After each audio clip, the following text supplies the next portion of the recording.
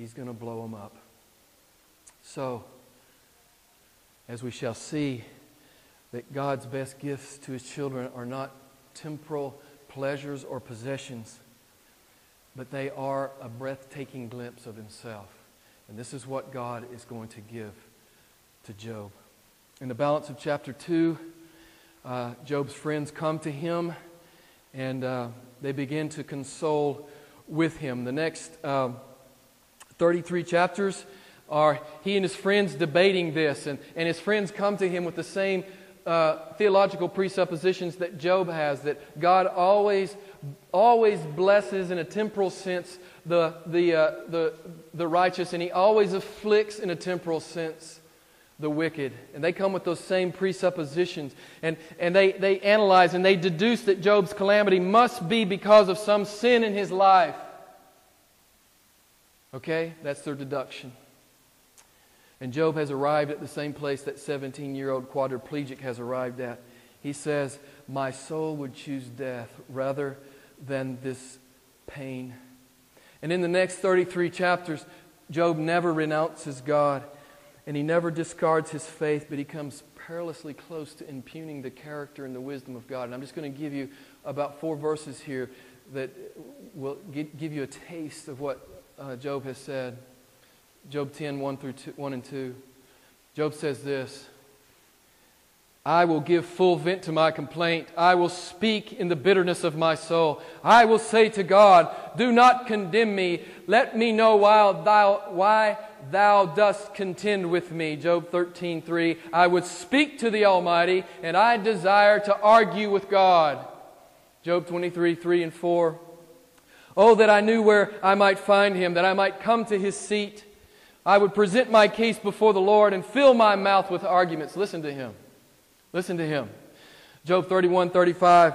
"Oh, that I had one to hear me. Behold, here's my signature. Let the Almighty answer me." Well, guess what? The Almighty does.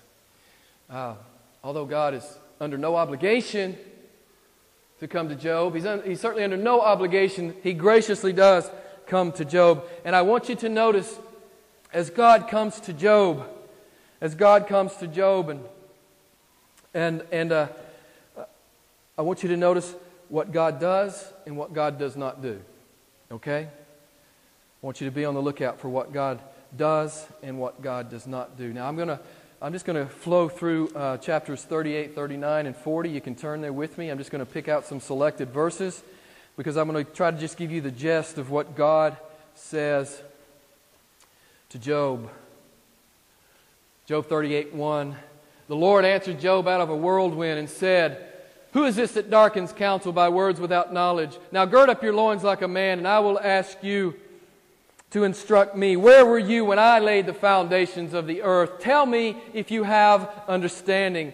Verse 12. "Have you ever in your life commanded the morning and caused the dawn to know its place? Job." Verse 16. "Job, have you entered into the springs of the sea, and have you walked in the recesses of the deep? Job, have the gates of death been revealed to you? Have you seen the gates of deep darkness? Job, have you understood the expanse of the earth? Tell me if you know all this." Verse 31. "Job, can you bind the chains of the Pleiades or loose the cords of Orion? Can you lead forth a constellation in its season and guide the bear with her satellites?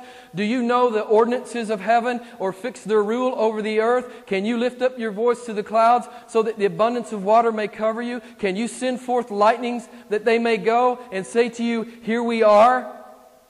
Who has put wisdom in the innermost being or has given understanding to the mind?" Verse 19 of 39. "Do you give the horse his might, Job? Do you close his neck with a mane? Do you make him leap like the locust?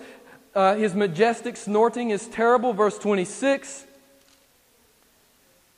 "Is it by your understanding that the hawk soars, stretching his wings toward the south? Is it at your command, Job, that the eagle mounts up and makes his nest on high?" Chapter 40, verse 1. "Then the Lord said to Job, Will the fault finder contend with the Almighty? Let him who reproves God answer this." God doesn't come answering questions, does He? What does God come doing? He comes asking questions. Friends, God does not give an account of Himself, even to His beloved children. God does not give an account of Himself. God comes to Job and He says, "Who are you to even begin to question me? Who are you, Job, to even begin to question me?"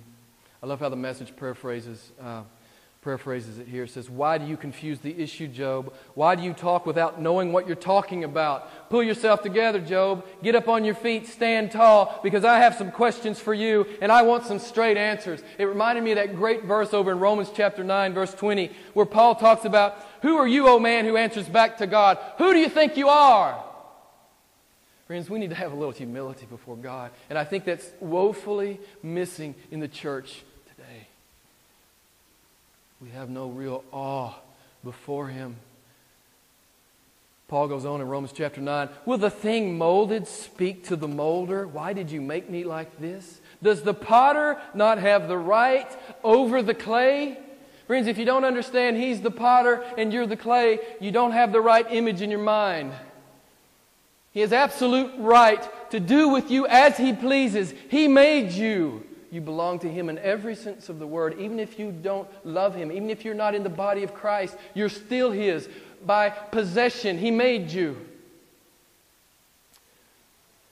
He owns you. God does not explain Himself to anyone.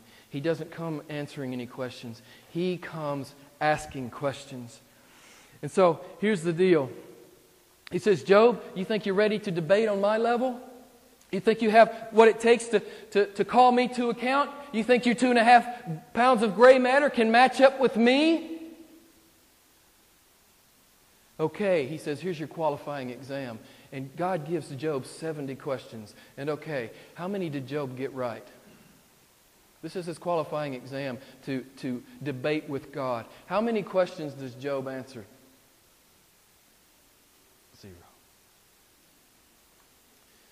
0. He answers 0. "Where were you when I laid the foundation of the earth?" Jim Albright, Scott Moore, Adam Davies, Dal Theismann. Where were you? You're going to question me?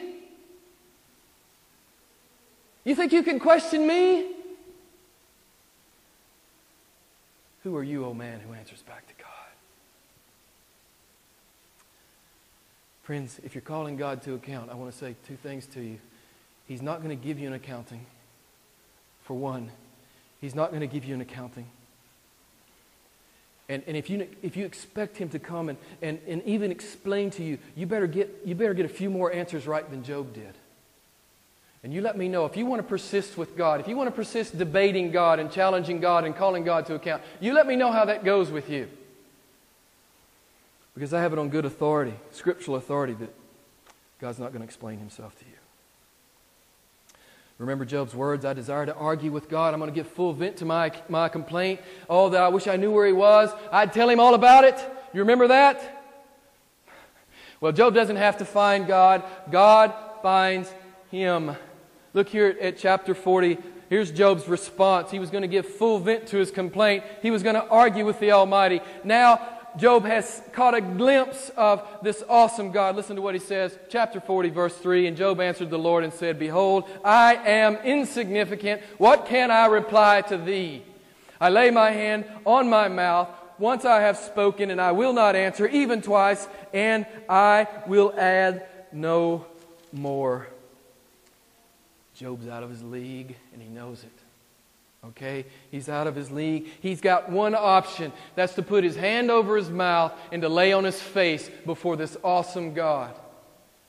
That's the only option he has, and that's what he does. No more trivial notions about God for Job. God has come to Job and revealed Himself to Job.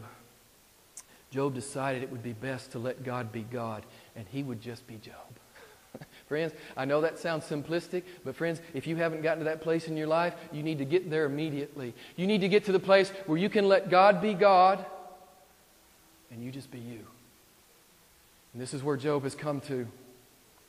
This is where Job has come to.